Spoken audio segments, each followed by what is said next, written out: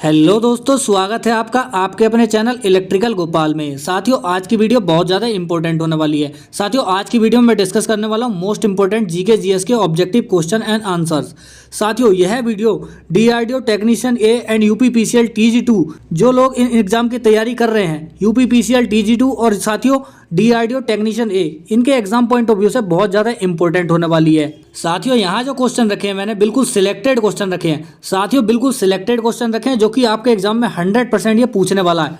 100% साथियों ये क्वेश्चन यहाँ पे पूछने वाला है, तो बने रहिए साथियों मेरे साथ पूरी वीडियो में। साथियों, यहाँ क्वेश्चन की जो लैंग्वेज है वो हिंदी और इंग्लिश साथियों दोनों लैंग्वेज में क्वेश्चन रखे हैं ताकि किसी को भी कोई प्रॉब्लम ना हो। तो साथियों मैक्सिमम लोग इन क्वेश्चन को अटेम्प्ट करें और हो सके तो इन क्वेश्चन को कहीं ना कहीं नोट डाउन कर ले। साथियों, पीडीएफ तो मैं आपको प्रोवाइड करा ही दूंगा, साथियों आपके मोबाइल में ऑलरेडी इतनी पीडीएफ होती हैं कि आपको उन्हें ही देखने की फुर्सत नहीं मिलती।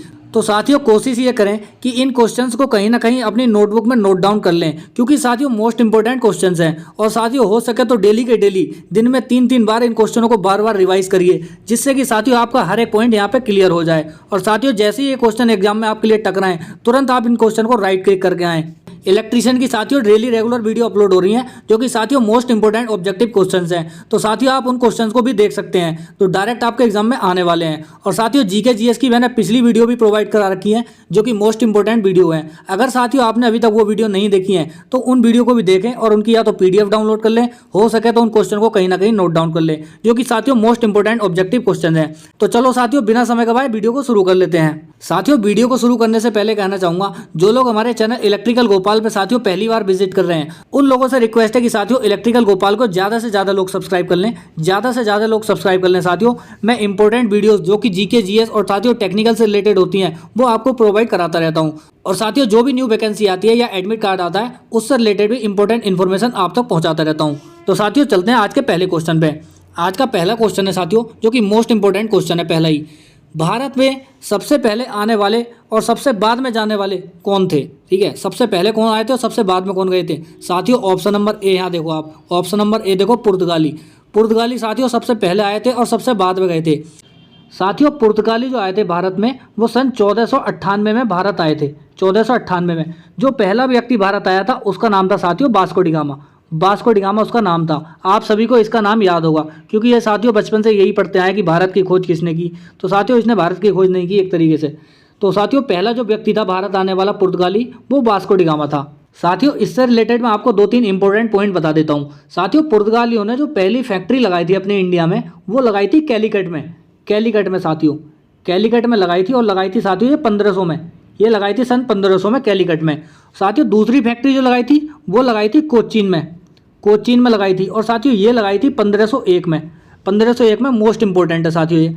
तो आप सभी लोग इस पॉइंट को भी ज़्यादा नोट डाउन कर लें अपनी नोटबुक में। पुर्तगालियों की ईस्ट इंडिया कंपनी जो बनी थी वो बनी थी 1498 में यहाँ पे, तो मोस्ट इंपॉर्टेंट ये पॉइंट है। और साथियों एक है कि गोवा पे इन्होंने कब कब्जा किया था, पुर्तगालियों ने गोवा पे कब्जा कब किया था? ये किया था साथियों 1510 में। और किससे किया था? रूलर ऑफ बीजापुर से। मोस्ट इंपॉर्टेंट है साथियों। और साथियों गोवा जो है पुर्तगालियों की दूसरी राजधानी बनी थी, दूसरी राजधानी गोवा थी पुर्तगालियों की। और जो पहली राजधानी थी वो क्या थी? वो साथियों कोचीन थी। अगला क्वेश्चन है, 1930 में सविना अवज्ञा आंदोलन किस मुद्दे पर शुरू किया गया था? मोस्ट इंपॉर्टेंट ये पॉइंट है। ऑप्शन नंबर सी आप यहाँ पे देख सकते हैं, ब्रिटिश सरकार द्वारा अपनाया गया नमक एकाधिकार। ब्रिटिश सरकार ने नमक एकाधिकार अपनाया था, तो यहाँ पे सविना अवज्ञा आंदोलन शुरू किया था जो कि गांधी जी ने शुरू किया था। ठीक है, अब चलते हैं अगले क्वेश्चन पे। भारतीय दंड संहिता लागू हुई थी, भारतीय दंड संहिता किस सन में लागू हुई थी? ऑप्शन नंबर डी यहाँ पे करेक्ट हो जाएगा, 1862 ईस्वी में भारतीय दंड संहिता यहाँ पे लागू हुई थी। चलते हैं नेक्स्ट क्वेश्चन पे। नेक्स्ट क्वेश्चन है, गरम दल और नरम दल इन दोनों के बीच में मतभेद चल रहे थे और कांग्रेस के सूरत अधिवेशन में खुलकर सामने आया। जो हुआ था किस वर्ष हुआ था? साथियों डायरेक्ट क्वेश्चन पूछता है, क्वेश्चन में कुछ और दिया होगा लेकिन पूछता कुछ अलग तरीके से। तो साथियों यहाँ जो मैंने क्वेश्चन रखे हैं वो हर एक टाइप का क्वेश्चन रखा है, लो लेवल से साथियों हाई लेवल तक के मैंने क्वेश्चन रखे हैं जीके के भी, जो कि साथियों इंपॉर्टेंट है आपके एग्जाम पॉइंट ऑफ व्यू से, क्योंकि अलग अलग टाइप से आजकल एग्जाम में क्वेश्चन पूछ रहा है। तो हर एक तरीके से हमें क्वेश्चन यहाँ पे करके जाने हैं। तो साथियों यहाँ पे आप देख सकते हैं गरम दल और नरम दल के बीच में मतभेद चल रहे थे और वो सामने आए थे किस अधिवेशन में? कांग्रेस के सूरत अधिवेशन में। और ये कब हुआ था? कांग्रेस का सूरत अधिवेशन कब हुआ था? ऑप्शन नंबर यहाँ पे सी देख सकते हैं आप, 1907 में। कांग्रेस का सूरत अधिवेशन 1907 में यहाँ पे हुआ था। चलते हैं अगले क्वेश्चन पे। क्वेश्चन नंबर 5 है, पूर्व में पुर्तगालियों का वायसराय कौन था? तो ऑप्शन नंबर सी इसका करेक्ट हो जाएगा। जो मैं बोल रहा हूँ उस पर आप ध्यान देना और उसको नोट डाउन कर लेना। चलते हैं अगले क्वेश्चन पे। अगला क्वेश्चन है, अखिल भारतीय महिला सम्मेलन की स्थापना कब हुई थी? मोस्ट इंपोर्टेंट क्वेश्चन है साथियों। अखिल भारतीय महिला सम्मेलन की स्थापना कब हुई थी? ये हुई थी साथियों 1927 में। ऑप्शन नंबर डी यहाँ पे करेक्ट होने वाला है। साथियों क्वेश्चन नंबर 7 है, महात्मा गांधी ने एक टिप्पणी दी थी और टिप्पणी क्या थी? ये थी, आप देख सकते हैं, ध्वस्त हो रहे बैंक का उत्तर दिनांकित चेक किसके प्रस्तावों से संबंधित है? ये साथियों क्रिप्स मिशन आया था, एक क्रिप्स मिशन आया था, उससे संबंधित है। साथियों क्रिप्स मिशन के ऊपर मैंने एक शॉर्ट वीडियो बना रखी है जिसमें कि उस शॉर्ट वीडियो में पूरी जानकारी दे रखी है क्रिप्स मिशन से, तो साथियों आप उस वीडियो को भी देख सकते हैं। चलते हैं साथियों नेक्स्ट क्वेश्चन पे। क्वेश्चन नंबर 8 है, 1934 में कांग्रेस सोशलिस्ट पार्टी की स्थापना किसके नेतृत्व में हुई? ऑप्शन नंबर यहाँ पे देख सकते हैं आप। ऑप्शन नंबर है जवाहरलाल नेहरू, महात्मा गांधी, आचार्य नरेंद्र देव और सुभाष चंद्र बोस और सैफुद्दीन किचलू। साथियों मोस्ट इंपोर्टेंट क्वेश्चन है, तो इसका साथियों आप ऑप्शन नंबर बी देख सकते हैं। इसका ऑप्शन नंबर बी देख सकते हैं, आचार्य नरेंद्र देव और साथियों जयप्रकाश नारायण, इन दोनों ने इसकी स्थापना यहाँ पे की थी। चलते हैं अगले क्वेश्चन पे। आपका ज़्यादा समय नहीं लूँगा साथियों, इसकी पीडीएफ आपको प्रोवाइड कराऊंगा। मैं आपको वीडियो के लास्ट में बताने वाला हूँ कि आप इसकी पीडीएफ किस तरीके से डाउनलोड कर सकते हैं, तो बने रहिए साथियों मेरे साथ पूरी वीडियो में। अगर अभी तक साथियों आपने इलेक्ट्रिकल गोपाल को सब्सक्राइब नहीं किया तो साथियों सब्सक्राइब कर लो। इसी तरह के मोस्ट इंपोर्टेंट ऑब्जेक्टिव क्वेश्चंस आपके लिए मैं लाता रहूँगा। साथियों 9वां क्वेश्चन है, कलकत्ता, मद्रास और बम्बई, 3 चीज़ें दे रखी हैं, कलकत्ता, मद्रास और बम्बई। इनमें साथियों उच्च न्यायालय यानी कि हाई कोर्ट निम्नलिखित में से किस वायसराय के कार्यकाल में अस्तित्व में आए थे? इन 3 जगह में साथियों, इन 3 जगह हाई कोर्ट जो है किसके कार्यकाल में बने थे? साथियों आप यहाँ पे देख सकते हैं option number C, John Lawrence. John Lawrence के समय पे यहाँ पे हाई कोर्ट बने थे। चलते हैं अगले क्वेश्चन पे साथियों। क्वेश्चन नंबर 10 है साथियों, नाना साहेब के नाम से कौन प्रसिद्ध था? Who was the famous as Nana Saheb? Option number B यहाँ पे करेक्ट होने वाला है, Balaji Bajirao. Most important question है साथियों, पूछता रहता है आजकल एग्जाम्स में। अगले क्वेश्चन में चलते हैं। क्वेश्चन नंबर 11 है साथियों, भारतीय राष्ट्रीय कांग्रेस के किस अधिवेशन में कांग्रेस और मुस्लिम लीग का ऐतिहासिक मिलन हुआ था? ये क्वेश्चन इस तरीके से डायरेक्ट पूछता है, मैं आपको बताता हूँ। ये पूछता है कि किस अधिवेशन में कांग्रेस और मुस्लिम लीग एक साथ आई थी, और साथियों ये किसके द्वारा आई थी, किसने इनको मिलवाया था? साथियों मिलवाया था बाल गंगाधर तिलक ने। याद कर लेना और लिख लेना हो सके तो कहीं, बाल गंगाधर तिलक ने, बीजी तिलक ने। और ये कब आई थी साथियों? ये आई थी लखनऊ पैक्ट, लखनऊ समझौता हुआ था इनमें, लखनऊ का अधिवेशन हुआ था कांग्रेस का, उस समय पे कांग्रेस और मुस्लिम लीग एक साथ में आई थी। मोस्ट इंपोर्टेंट क्वेश्चन है साथियों। चलते हैं साथियों अगले क्वेश्चन पे। क्वेश्चन नंबर 12 है साथियों, आप इस क्वेश्चन को देख सकते हैं साथियों। ये मैंने कुछ अलग तरीके से रखा है, कुछ अलग तरीके से रखा है, क्यों रखा है वो मैं आपको बताने वाला हूँ। क्योंकि साथियों आजकल एग्जाम्स में ना डायरेक्ट इसी टाइप के क्वेश्चन पूछता है। 3 पॉइंट दे रखे होंगे और 4 ऑप्शन और दे रखे होंगे। इन 3 पॉइंट को आप देख करके उस क्वेश्चन का आंसर करना है। तो आप साथियों यहाँ पे देख सकते हैं, बिल्कुल नया टाइप का क्वेश्चन है, जैसा कि आपके एग्जाम्स में आता है सेम डिक्टो उसी टाइप का यहाँ मैंने रखने की कोशिश की है। तो साथियों क्वेश्चन नंबर 12 है, निम्नलिखित में से स्वराज पार्टी के सदस्य थे। आपको बताना है कि स्वराज पार्टी के सदस्य कौन थे इसमें से, और स्वराज पार्टी की स्थापना कब हुई थी? साथियों इसका ऑप्शन नंबर बी यहाँ पे करेक्ट होने वाला है, केवल 1, यानी कि केवल 1 कौन? मोतीलाल नेहरू। यहाँ पे साथियों मोतीलाल नेहरू है। स्वराज पार्टी की स्थापना 2 लोगों ने की थी, एक तो साथियों मोतीलाल नेहरू ने की थी, और नंबर दूसरा जो की थी वो थी साथियों चित्तरंजन दास, CR दास। आप याद रख सकते हैं साथियों, स्वराज पार्टी की स्थापना 2 लोगों ने की थी, एक थे साथियों मोतीलाल नेहरू और दूसरे थे साथियों चित्तरंजन दास। ठीक है, तो आप इस पॉइंट को याद रख सकते हैं। और साथियों अब एक क्वेश्चन आपके लिए यहाँ पे मैं देता हूँ कि आप कमेंट करके मुझे ये बताइए कि स्वराज पार्टी की स्थापना किस वर्ष हुई थी? किस वर्ष हुई थी स्वराज पार्टी की स्थापना? साथियों आप कमेंट करके ज़्यादा से ज़्यादा लोग बताइए। चलते हैं नेक्स्ट क्वेश्चन पे। मैं तो साथियों आपको बता ही दूंगा, लेकिन आपको भी कुछ बताना है। क्वेश्चन नंबर 13 है यहाँ पे, दादा भाई नौरोजी के अनुसार स्वराज का अर्थ क्या था? साथियों वो कहते थे ना मुझे पूर्ण स्वराज चाहिए, पूर्ण स्वराज। तो साथियों यहाँ पे स्वराज का अर्थ क्या था? स्वराज का अर्थ ऑप्शन नंबर बी आप यहाँ से देख सकते हैं, सेल्फ गवर्नमेंट, यानी कि स्वशासन, खुद की सरकार। ठीक है, ये यहाँ पे होने वाला है स्वराज का अर्थ। साथियों एक क्वेश्चन ये भी पूछता है कि दादा भाई नौरोजी ने पूर्ण स्वराज की मांग कब की थी, किस अधिवेशन में की थी? साथियों कलकत्ता अधिवेशन में की थी दादा भाई नौरोजी ने पूर्ण स्वराज की मांग। साथियों दादा भाई नौरोजी को grand old man of India कहा जाता है, grand old man of India कहा जाता है, ऑफ इंडिया कहा जाता है यहाँ पे। साथियों दादा भाई नौरोजी से रिलेटेड एक क्वेश्चन डायरेक्ट ये पूछता है कि भारतीय सुधार समिति की स्थापना कब हुई थी और किसने की थी? साथियों भारतीय सुधार समिति जो बनाई थी वो दादा भाई नौरोजी ने बनाई थी। 1887 में भारतीय सुधार समिति दादा भाई नौरोजी ने इंग्लैंड में बनाई थी। साथियों ये पूछता कहाँ भी बनाई थी और कब बनाई थी, किसने बनाई थी। 1887 में दादा भाई नौरोजी ने इंग्लैंड में बनाई थी भारतीय सुधार समिति। मोस्ट इंपोर्टेंट है, आप नोट डाउन कर लेना कहीं।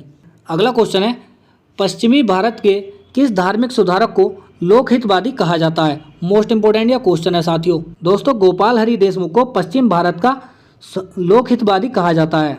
ठीक है, चलते हैं अगले क्वेश्चन पे। क्वेश्चन नंबर 15 है यहाँ पे। क्वेश्चन नंबर 15 है, बंगाल का पहला गवर्नर जनरल कौन था। मोस्ट इंपोर्टेंट क्वेश्चन है साथियों कि बंगाल का पहला गवर्नर जनरल कौन था। वो था साथियों वॉरेन हेस्टिंग। वॉरेन हेस्टिंग यहाँ पे करेक्ट हो जाएगा, ऑप्शन नंबर बी करेक्ट होने वाला है। और साथियों आप यहाँ ऊपर देख सकते हैं Robert Clive, option number A देख सकते हैं। रॉबर्ट क्लाइव ने क्या किया था साथियों, रॉबर्ट क्लाइव ने 1757 में साथियों प्लासी का युद्ध लड़ा था। प्लासी का युद्ध लड़ा था जिसमें ईस्ट इंडिया कंपनी का जो नेतृत्व किया था वो साथियों रॉबर्ट क्लाइव ने किया था और इसने अपनी जीत यहाँ पे दर्ज की थी। अगला क्वेश्चन है साथियों, क्वेश्चन नंबर 16 है, भारत छोड़ो आंदोलन 1942 में किस महीने में शुरू हुआ था। मोस्ट इंपोर्टेंट क्वेश्चन है साथियों, ऑप्शन नंबर सी यहाँ पे करेक्ट होगा, अगस्त में। साथियों जो भारत छोड़ो आंदोलन था वो 8 अगस्त 1942 को शुरू हुआ था और ये क्या था साथियों, महात्मा गांधी ने।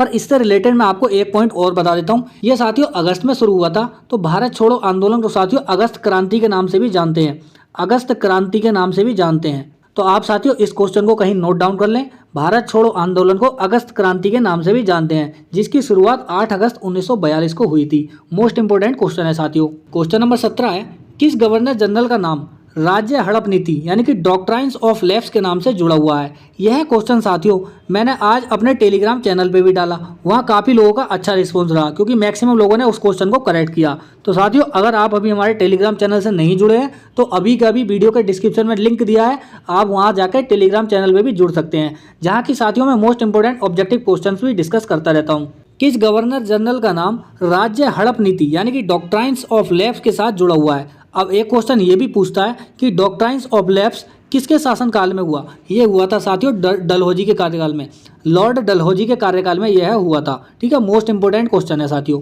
इसका नाम राज्य हड़प नीति रखा गया था। इसने साथियों सबसे पहले सतारा संपत्ति हड़पी थी इसने अपनी।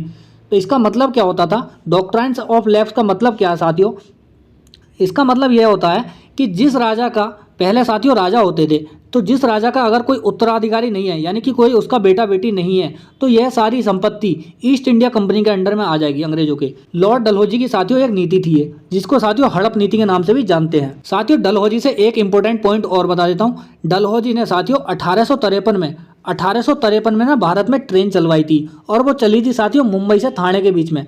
मुंबई से थाने के बीच में पहली ट्रेन चली थी भारत में 1853 में और चलवाई थी साथियों लॉर्ड डलहौजी ने। साथियों इससे और इम्पोर्टेंट पॉइंट बता देता हूं मैं आपको, इसने साथियों 1853 में तो ट्रेन चलवाई दी थी, उसके बाद साथियों इसने टेलीग्राफ स्टार्ट किया था।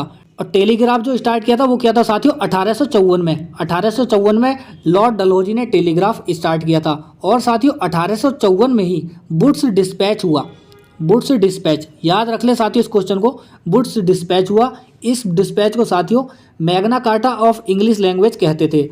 और साथियों इसने क्या किया, सिविल सर्विसेज एग्जामिनेशन जो होते हैं ना साथियों, उसमें क्या कहते हैं भारतीय भी पार्टिसिपेट कर सकते हैं, ये साथियों डलहौजी ने लागू किया था।